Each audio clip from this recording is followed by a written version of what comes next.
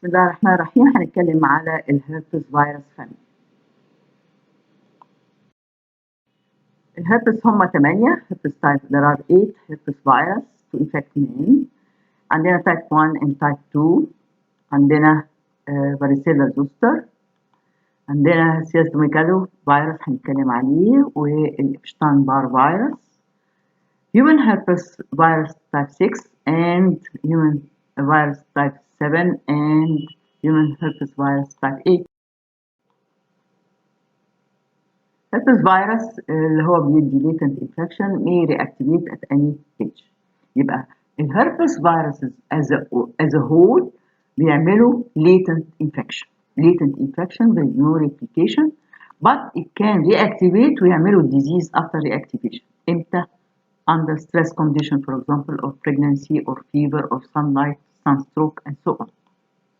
بنقول reactivation is associated with the disease, and once the patient has become infected, the infection remains for life. You cannot treat. Why? Because you cannot treat latent infection.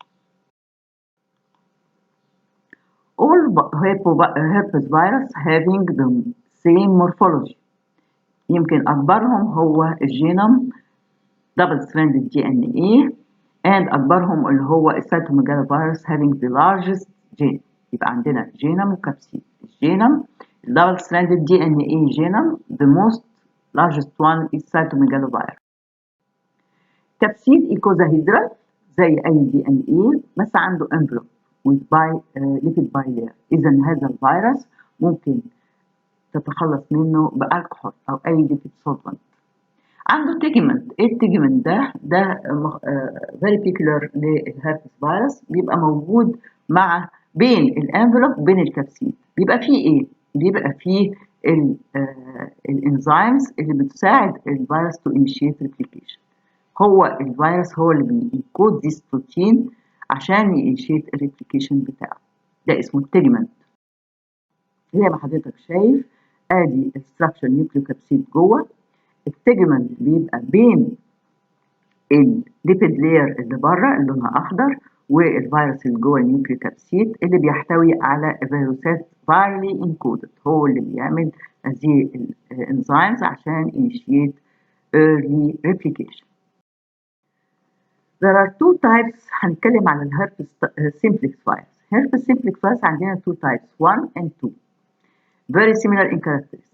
herpes virus type 1 تلاقيه above the waist, and herpes type simplex type virus type 2 below the waist اللي sexually transmitted. بنقول الهول مارك اوف herpes infection in general اي herpes infection بتinfect مين؟ بتinfect الميوكوزال سيل epithelial mucosal cells والليمفوسايت. هنتكلم عليها لغايه لما اخر herpes هنعمله ستاديوم في المحاضرة دي. نلاقي إن دايما الفيروسات الهربس سيمبلكس الهربس إن جنرال بتinfect الابيثيليال ميوكوزال سيلز والليمفوسايت.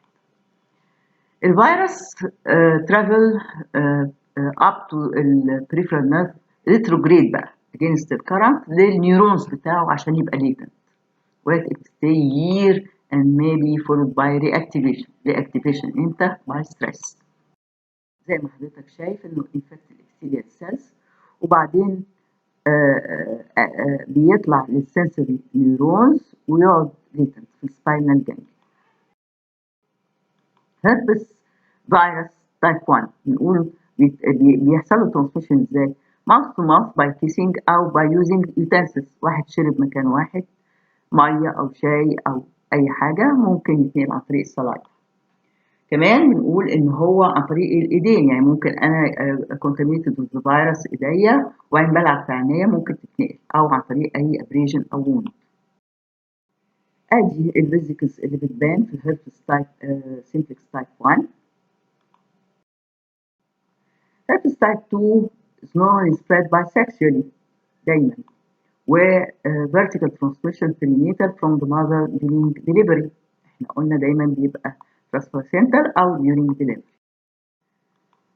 طيب the site of initial infection يا إما يبقى oral type 1 و genital type 2 وبيحصل ايه؟ بيحصل ان التايب 1 above the waist وتايب 2 below the waist.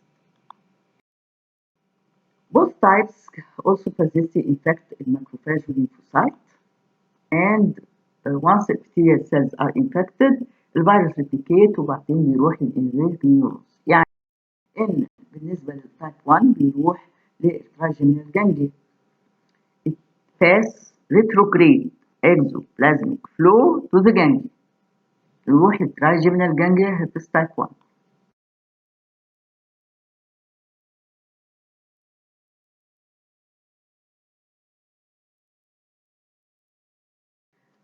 التايب 1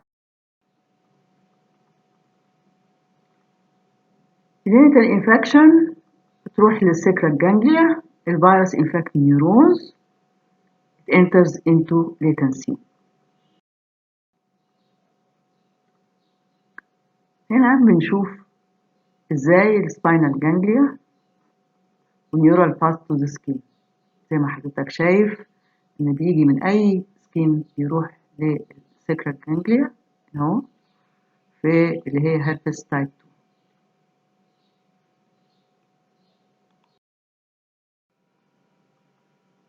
package of latency بنقول انها بتحصل الفيروس يتنقل عن طريق النيرفز نيرو اكسون للسيم سايت اللي حصل منه الانفكشن.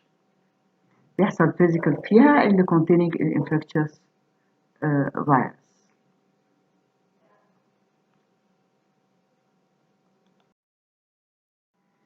as long as the virus kept moist يبقى it remain infectious. لما يبقى فيه heal يبقى فيه very slow scar. ليه؟ لأنه ما بيسيبش أي سكار أو أي تشوهات في السكين. breakage of latency there are several agents اللي هما stress, sunlight, fever كل دول بيعملوا reactivation للفيروس. recurrence infection are usually less pronounced و resolve more rapidly. اللي هي الهربس تايب 2 بنقول سيمبلكس تايب 2 بيبان in older age. هنتكلم على الديزيز caused by herpes simplex virus type 1. الجينجيفو stomatitis, herpetic gingival stomatitis on the lips, mouth, pharynx, and there is a clear vesicles. Reactivation بتحصل from the trigeminal ganglia اللي راح لها from the initial site.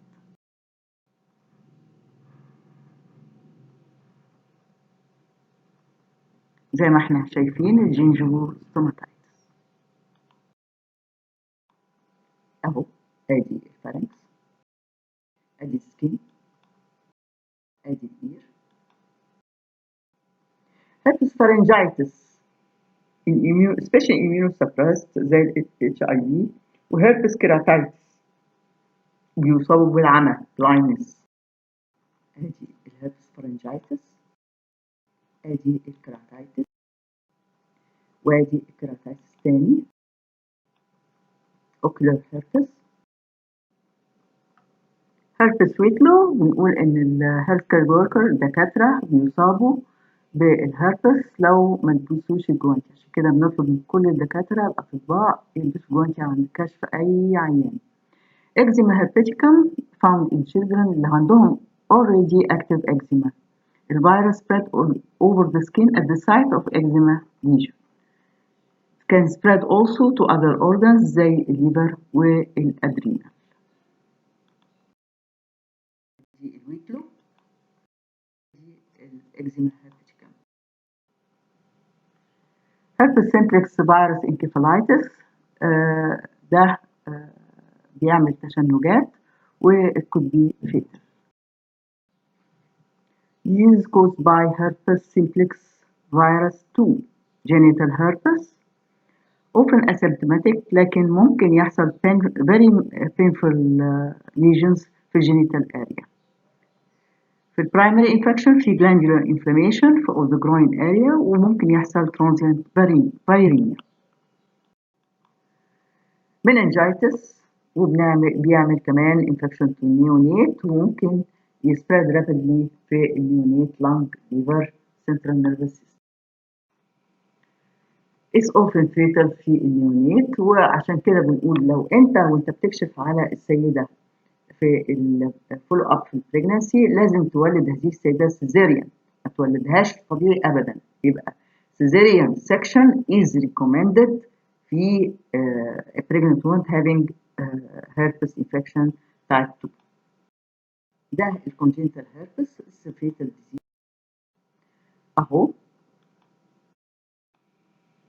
السبيسمن بتاخدها من البيز بتاع الفيزيكال، بتعمل دايركت اكزامينيشن الكترون مايكروسكوب وبالامينوفلوريسنس وبالبي سي ار.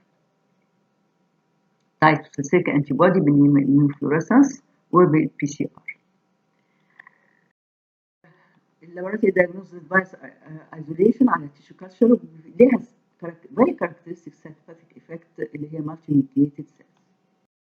ده الانفرتد مايكروسكوب، شايف اللانزز بتاعت الميكروسكوب على ايدك اليمين من تحت مش من فوق، ونشوف الانابيب دي containing tissue culture مزروعه بالهربس، ونقدر نتفرج على السايتوباثيك افكت. سيرولوجيكال دايجنوزس بنقول انها بندور على اي جي ام against simplex virus، ده دايجنوستيك لبرايمري او ريسنت انفكشن. تريتمنت باي نيوكليوزايد انالوج اللي هم drugs activated by specific viral enzymes اللي هو ثايميدين كاينيز. يبقى الفيروسات دي عندها ثايميدين كاينيز بتعمل activation للدراجز اللي احنا بنديها nucleoside analog. For this reason have few side effects للإنسان. الأسايكلوفير ده topically applied oral intravenous، الاي جي يو topical applied، الفوسكورنيت للريزيستنس سترين. وبنقول ان الدراجز against the replicating virus is not do not treat and ineffective against latent virus. زوستر يعني بلت، يعني حزام around the thorax. ده the structure of varicella virus is very similar to herpes simplex. يبقى varicella زوستر، varicella اللي هتعمل لنا الشيكن بوكس، والزوستر اللي هتعمل لنا البلت. very small and we have two اللي هم الفاريسيلا او تشيكن بوكس او الجديري، مش الجدري، الجديري. وهنعرف ازاي نفرق بين الجديري والجدري كلينيكالي. ده الفاريسيلا. الثاني الهيربس زوستر ده في الاولد ايج، وبنقول انه بيحصل ري اكتيفيشن نتيجه الاصابه بالفاريسيلا انفكشن early life. Chicken pox mode of transmission by airborne and direct contact with skin lesion. This is a very common childhood infection. الجدري موجود دايما في الأطفال في السن الصغير. incubation period بتاعته 3 أسابيع. ال very peculiar things بتحصل في هذا الديزيز إن بيبقى different age، ماكيول والبابيول والفيزيكال والباستيول والسكاب موجودين في نفس السايت. بيبان في الفيس والسكالب والترانك، ما بيبانش في الليمز عكس الجدري.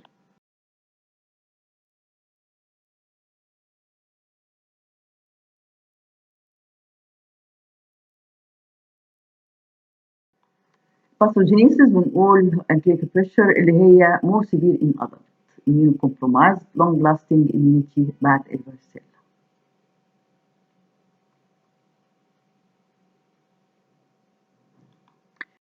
ادي التشيكن بوكس حضرتك شايف اهو في الثوركس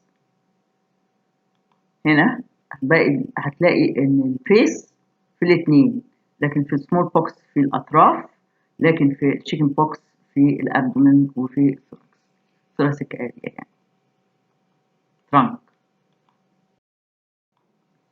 ميجر بروبلم ان في الفيرست ترايمستر لو حصل هيحصل congenital varicella وده فيتال، يحصل سكارينج في الليمز ومنتال ريتارديشن لللينز، وده بيبقى فيتال extremely rare.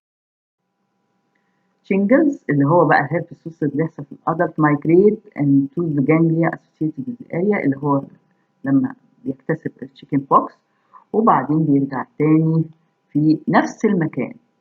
reactivation after many years في نفس المكان due to stress or trauma بيرجع في نفس المكان painful physical زي ما حضرتك هتشوف دلوقتي.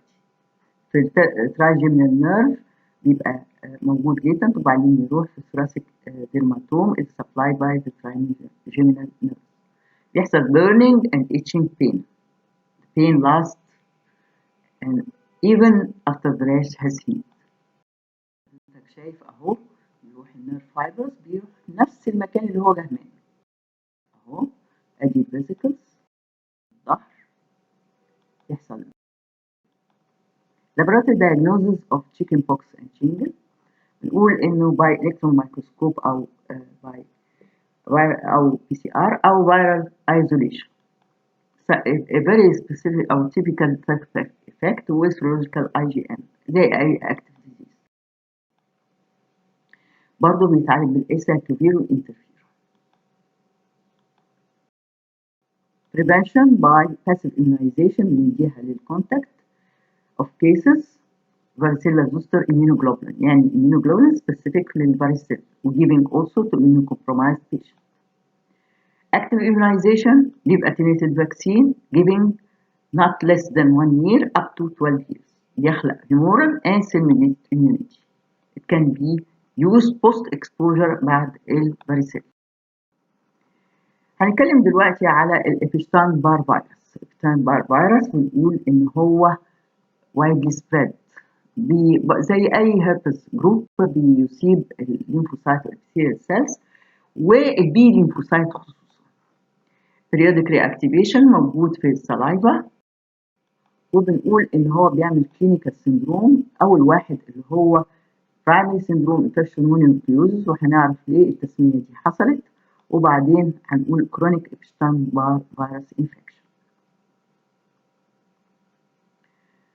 بعد كده اللي هو reactivation syndrome اللي هم كانسر بيبقى proliferative disorders Burkitt's lymphoma وعندنا nasopharyngeal carcinoma عندنا T-cell lymphoma وعندنا Hodgkin disease.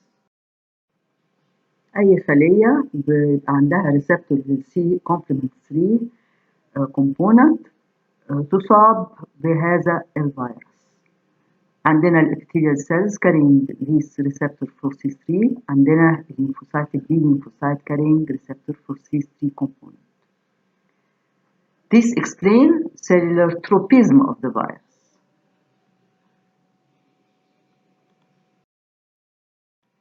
First mononucleosis بنقول بيصيب الادلتهود adolescence وبنقول الفيروس موجود في السلايفا transmitted by close contact kissing and mouthing of toys برضه موجود by blood transfusion. The primary infection usually asymptomatic لكن البيشنت دايما بيشد الانفكتيous virus for many years يعني ممكن يعدي أي إنسان. Some patients develop infection mononucleosis after 1 to 2 months of infection. The incubation period. The disease is characterized by what?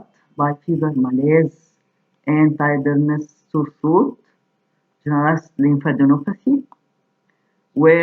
splenomegaly, hepatomegaly, abnormal liver function test, atypical lymphocytes في peripheral blood. Atypical lymphocytosis in the peripheral blood.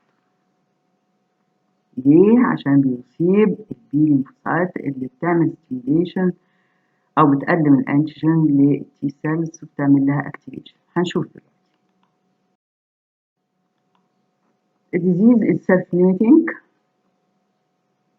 but can be prolonged.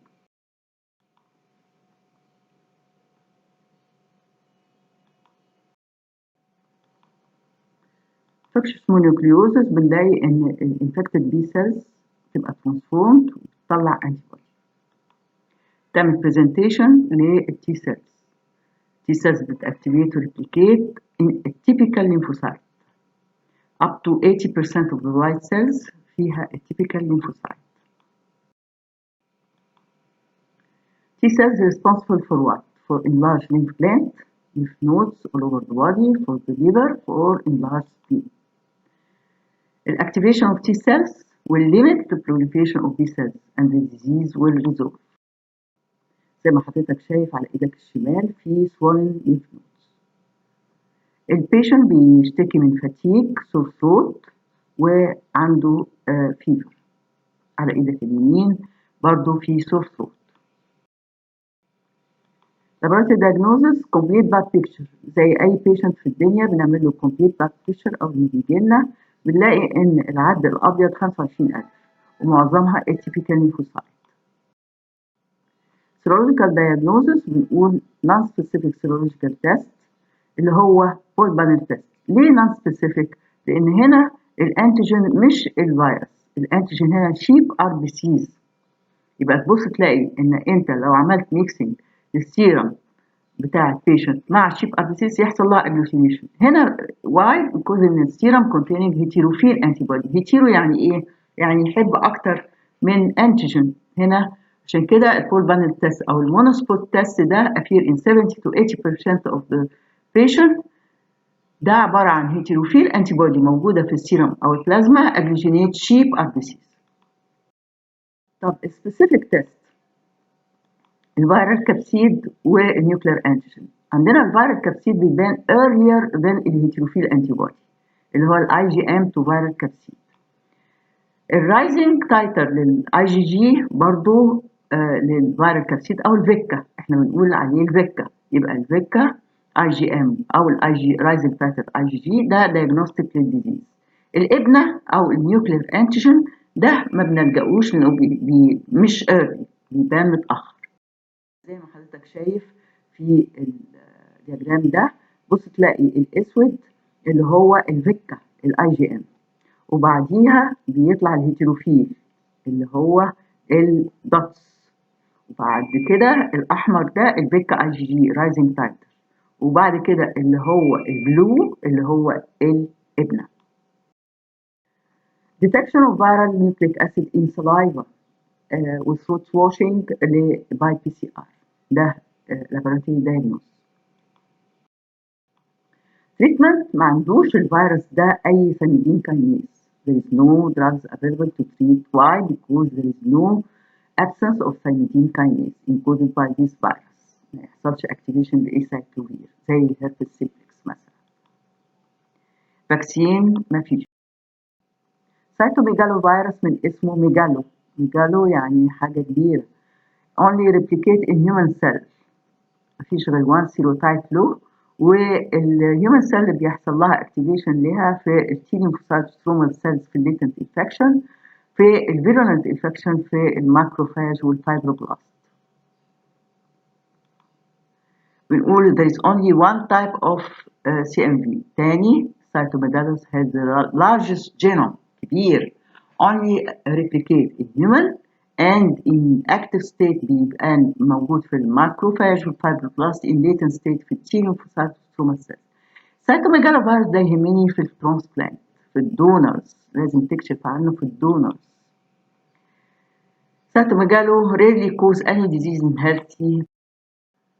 الفيروس most important أو most موجود في السكريشن زي أي هربس في السلايفا زي ما قلنا كده، في الفاجينال سكريشن سيمن في اليورين. transmitted sexually وكيسنج وبلاد transfusion and transplant. هنا بيهمني حته transplant لأن في الدونر لازم تكشف عن هذا الفيروس إلا هيعمل complication في الاميون suppressed recipient. spread to the fetus in a pregnant woman and عن transplacenta و newborn via lactation. بيعمل upper infect the upper respiratory tract و local lymphocyte. هي الليمفوسايت هي اللي بتنقله لكل الأورجنز. The virus finally spread to a variety of epithelial cells of salivary gland and kidney and testis and cervix where infection is asymptomatic. Could be later reactivate وبيعمل in cases of immunosuppression. clinical picture عندنا congenital infection ده pass الفيروس pass via placenta و perhaps the baby appear at normal first بعدين بيعمل deafness و mental retardation. Rarely it causes في الانفant general CMV and this is fatal. عنده hepatosplenomegalia, thrombocytopenia, عنده anemia, microcephaly and بالهيستولوجي تبص تلاقي فيه O's inclusion. الباثولوجي بتاعه O's in large cells with O's eye inclusion زي البومة، عينين البومة، والبروجنوزس is very poor. زي ما حضرتك شايف ادي بالباثولوجي نلاقي عينين الأوز eye inclusion.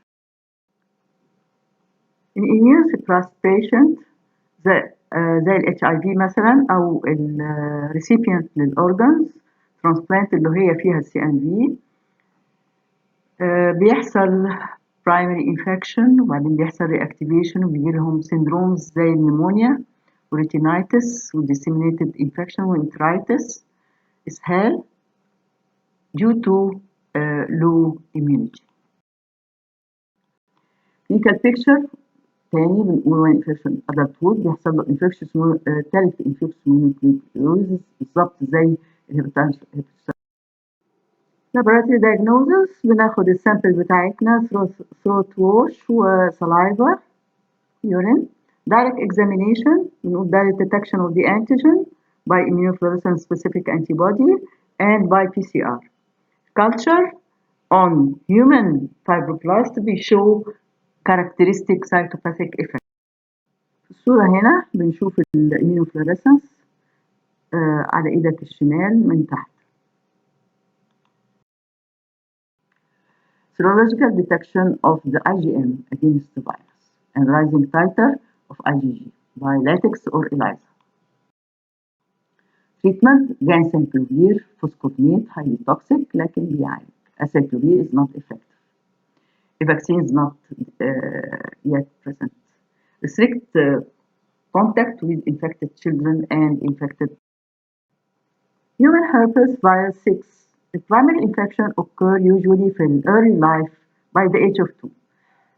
بيحصل establishing latent infection. Most probably infection is asymptomatic. عندنا two diseases اللي هي روزيولا infantum والمونونيكليوز. روزيولا infantum بنلاقي rash occur in the first few months of life. Mononucleosis occur in cervical lymphadenopathy in adults. Experience a primary infection.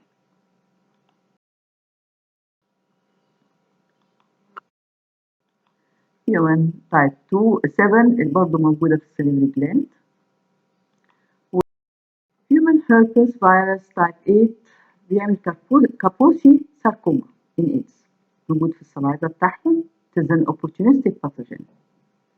Generally does not cause any disease in healthy hosts. Known to cause primary lymphoma and B-cell lymphoproliferative disorders.